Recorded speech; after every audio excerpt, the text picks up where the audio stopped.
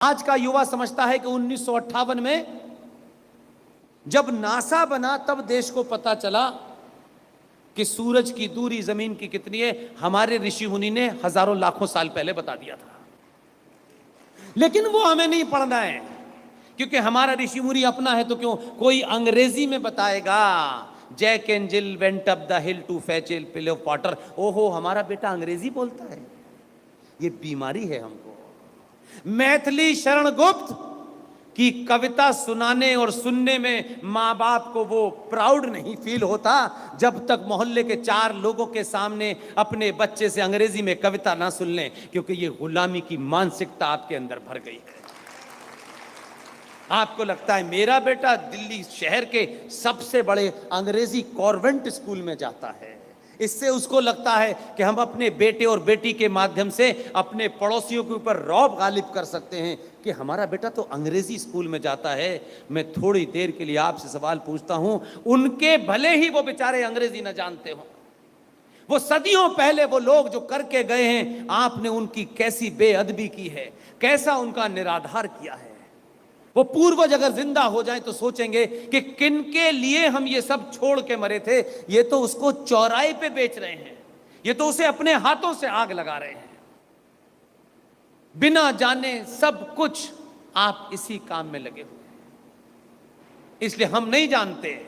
हमें बहुत proud feel होता है कॉन्वेंट में बच्चा हमारा पढ़ता है। अब तो मैंने ये भी सुना है कि बेटा बेटी पैदा नहीं होती है उससे पहले शहर के अच्छे कॉन्वेंट में एडमिशन मिल जाए, पहले से बुकिंग करा देते हैं। इतनी होड़ लगी हुई है, क्योंकि उसी से तो माता पिता का नाम रोशन होगा, क्योंकि माता पिता को अपनी खोखली मान सम्मान प्यारा है। हजारों साल की सभ्यता और अनंत अनंत काल तक चलने वाली ये सभ्यता जिंदा रहे, इसकी चिंता नहीं है। पूरी दुनिया में सिर्फ हम ही थे, आज भी हैं। उस सोई हुई चेतना को किसी तरह टच करने की कोशिश करता हूं, इतना ही मेरा काम है। लाखों सालों पहले हम ही थे जो ये जानते थे कि स्त्री और पुरुष उनकी एक रस्म के साथ सार्वजनिक नगाड़ा पीट। क्यों बताइए, मुझे बताइए जरा कि शादी में लड़के वाला इतने ढोल बजा कर लेकर के लड़की वाले के घर क्यों आता है? चुपचाप से क्यों नहीं आ सकता? बताइए, इसका महत्व क्या है? घोड़े पे बैठ के ड्रमों के ढोल मजीरे पूरा बैंड आपका आता है, बेटी के किसी की बेटी के घर पहुंचता है जहां। इसके पीछे का कारण क्या है? क्यों करता है? इसलिए कि समाज में उस दौर से लेके आज तक उसको ये बताना होता है कि मैं अपनी बेटी की शादी समाज के इतने लोगों के सामने तमाम रीति रिवाजों के साथ शोर शराबे में बता रहा हूं, चुपचाप नहीं कर रहा।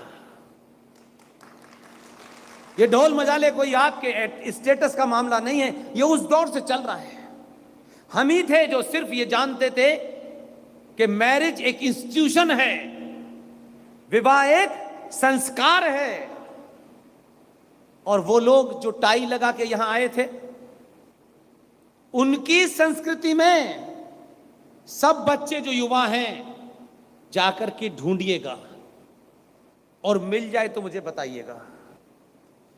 उनकी संस्कृति में कंसेप्ट ऑफ मैरिज नहीं था, जिसे आप मैकॉले की संस्कृति कहते हैं, जिसे आप माउंटबेटन की संस्कृति कहते हैं। उसमें विवाह नाम की चीज ही नहीं थी। उनके यहां एक स्त्री और पुरुष का मिलन किसी सुख प्राप्ति के लिए था। जब बाद में वो जानवरों को पता चला कि ऐसा होता है, तब उन्होंने करना शुरू किया तो मैं वहां ले जाना चाहता हूं जो बात मैंने कही, ताकि आपके मन को टच हो तो आप मेरी बात को समझना, बांटना, 4 लोगों को बताना। ये जो कॉन्वेंट स्कूल है, ये कहां पैदा हुआ? What is convent? भारत में मैकॉले ने पहला कॉन्वेंट स्कूल बंगाल में खोला, लेकिन ये कॉन्वेंट शब्द आया कहां से? किसी को जानकारी है? नहीं है। आज के बाद इस सभा में जितने लोग बैठे हैं, 50 लोगों को यह बात बताइएगा। आप अपने बच्चे को अंग्रेजी स्कूल में पढ़ाएं, यह मेरा विरोध नहीं है, मुझे इसमें कोई लेना देना नहीं, आपका निजी मामला, लेकिन बात सही पता होनी चाहिए। उस संस्कृति में एक युवा महिला और एक युवा बेटी और एक बेटे का शारीरिक जो मिलन होता था, वो सुख प्राप्ति के लिए होता था, क्योंकि मैरिज का इंस्टीट्यूशन नहीं था, शादी का कंसेप्ट नहीं था। लेकिन उस मिलन में चाहे अनचाहे अगर कोई बालक की उत्पत्ति हो गई है, उस मिलन से कोई शिशु पैदा हो गया है, आप जानते हैं इस बात को कि नहीं जानते?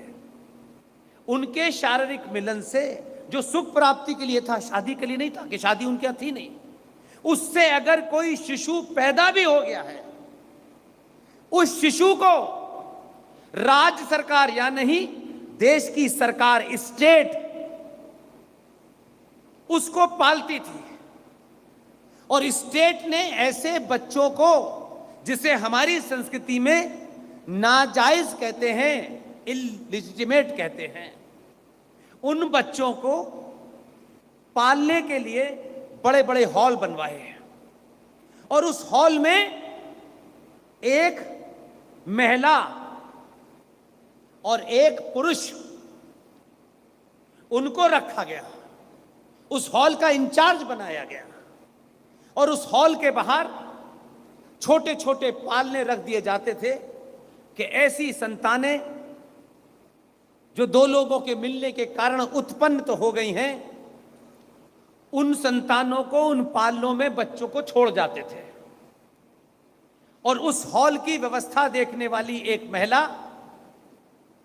और एक पुरुष जो उस हॉल को चलाते थे, वो उन बच्चों को उठा लेते थे, और देश की सरकार यानी स्टेट गवर्नमेंट पैसा देती थी कि इन बच्चों को बड़ा करना है, इनका लालन पालन करना है। उस जगह जहां वो बच्चे, नाजायज बच्चों को पाला जाता था, उस पालने वाली जगह को कॉन्वेंट कहते हैं। हमारी संस्कृति में हमारी बहन की शादी किसी से होती है, तब वो किसी की पत्नी बनती है, वो बहन किसी की भाभी बनती है। वो बहन जब किसी बेटे या बेटी को जन्म देती है, तब मां बनती है। मां आसानी से नहीं बनते, मां बनने के लिए भी एक प्रोसेस होता है। मां बनना भी कोई आसान काम नहीं है। मां की पीड़ा दुनिया में कोई नहीं समझ सकता, लेकिन हम ही हैं दुनिया में कि हम इतने लंबे प्रोसेस के बाद हमारी बहन मां बनती है, तब उसे मां का दर्जा प्राप्त होता है। लेकिन फ्रॉड देखिए आज भी हो रहा है, आज भी फ्रॉड है। आपकी संस्कृति के शब्द मां को, अंग्रेजी में एक शब्द निकाला मदर, एक शब्द निकाला, जिस भाई ने शादी नहीं की वो पिता नहीं बना, उसका नाम है फादर। हाँ, क्या हमारी संस्कृति में जिस बहन ने, जिस बेटी ने शादी नहीं की है, अभी उसकी कोई संतान नहीं है, हम उसे मां बुला सकते हैं? बुला सकते हैं मां? नहीं बुला सकते।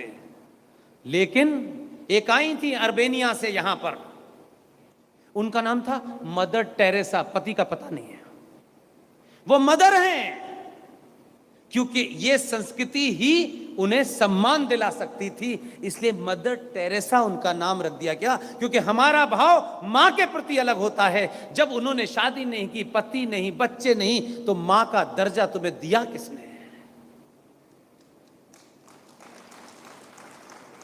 और ये संस्कृति ऐसे ही नहीं है जिसको आप समझते हैं कि आज आप आधुनिक हो गए हैं। मॉम, मां शब्द, उसमें पूरा संसार, उसमें पूरी सभ्यता सिमटी हुई है। एक ही शब्द में इससे ज्यादा ताकतवर शब्द नहीं है। लेकिन हमें वो नहीं चाहिए, हमें मम्मी चाहिए, हमें मॉम चाहिए। शब्दों का भाव होता है, हर शब्द से निकलने वाली ध्वनि के कारण होते हैं, क्योंकि हम साइंस वाले लोग हैं। हम हवा में कोई बात नहीं कहते हैं।